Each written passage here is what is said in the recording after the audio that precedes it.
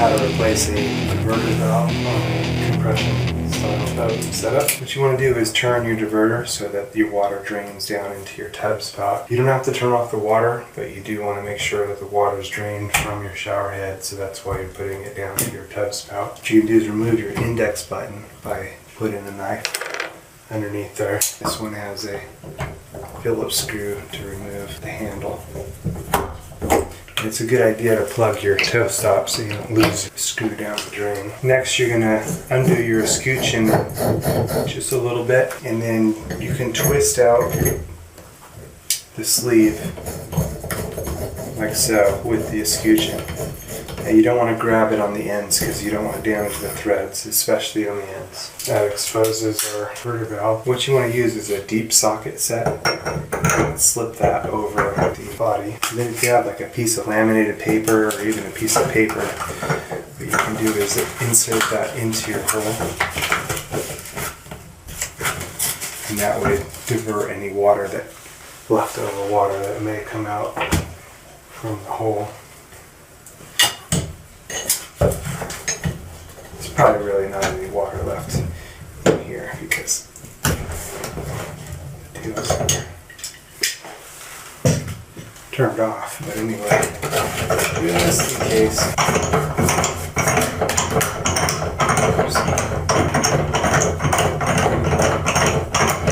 Almost there.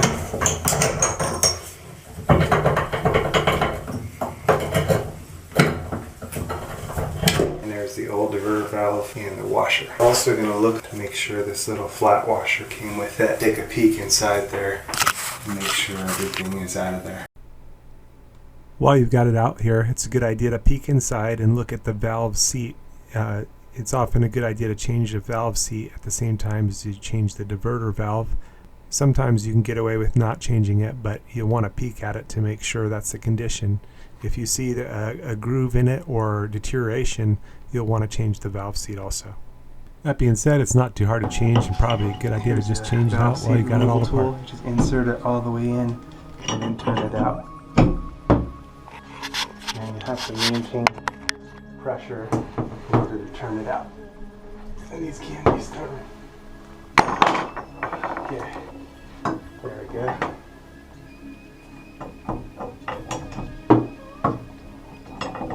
And now just turn it out turn by turn.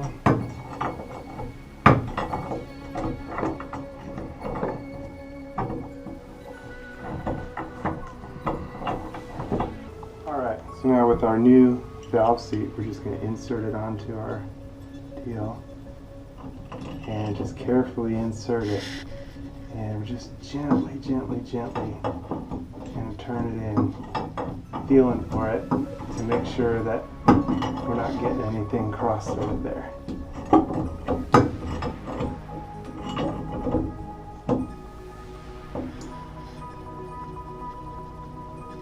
And just a quarter turn past tight. Good. And now our new seat is in. Which is to prepare our new diverter. There's our old one. You can see our new one has the same washer. Same washers here. You're going to want to finger tighten the sleeve. And then we're going to want to wrap Teflon tape around there. Now you really don't have to, but I recommend it in that it'll make it easier to remove it in the future should you need to. And the best way to wrap Teflon tape is like so, with the Teflon tape at the back. Hold it on with your finger. Skip the first one or two threads to avoid cross-threading and wrap it around. If you need to twist it a little bit so that you can skip the first one or two threads, you can do that. And you're just going to go 3 or 4 turns around to give it a nice coating of Teflon. It's kind of funny, Teflon pans are what we cook with, so it shows you that it keeps the food and everything from sticking against there. Same principle here, makes it easier to remove in the future, but it also fills in any irregular gaps in the material. Undo our diverter valve all the way. You can see how it pushes this out And this is why this is a compression style diverter valve. It's got a bib washer here. You can rebuild these if you need to by replacing the bib washer, as well as replacing the sleeve washer that's inside here. But that's another story. I'll have to make a video on that one someday. For now, this is replacing the whole deal. And these are almost cheap enough to just replace the whole deal. Anyway, here it goes. Insert it nice and easy and hand turn it in to avoid getting it cross-threaded. Feel for it to make sure everything's good there. Then we're going to slip our deep socket over the top. And tighten it up nice and tight. And I'm going to go a quarter turn past tight.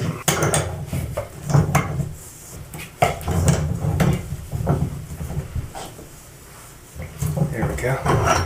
Nice and snug there. And now we're ready to test it for any leaks. So I'm going to unclog my drain for a minute. I'm going to go ahead and turn the water on and look inside there. And we're going to try to set it on the tub portion so that it goes into the tub. So here goes. Everything's working like it should. And we're going to look for any leaks inside there and feel around inside there.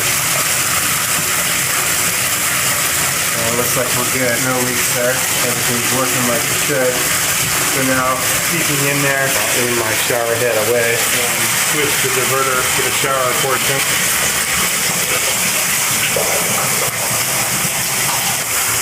That's to the shower portion, and everything's working like it should. We can switch it back to the tub. And we have no leaks there, so we're good there. Resetting our faucet handle. I'm just going to spin the sleeve back in till it tightens all the way up. And we want to make sure the sleeve tightens all the way down into the handle. We're good there. And then we can go ahead and tighten the scooching. And then this is a good point to clean up our scooching here. And we're going to make sure the rest of our scoochings are tightened up nice and good so that everything seats against the tub enclosure. And then we're ready to insert our handle. Tomorrow I'm getting some new handles, so this handle is not going to be the prettiest handle in the world. That way I'm going to be replacing it tomorrow, so no big deal here. Just can show you how it's done. And then the diverter gets set down. That way when we turn on the water, it's showing that it's going down the tub spout. And when we turn it up for the shower, it's showing that it's going up to the shower. So that's how to replace a diverter stem for a compression style fitting.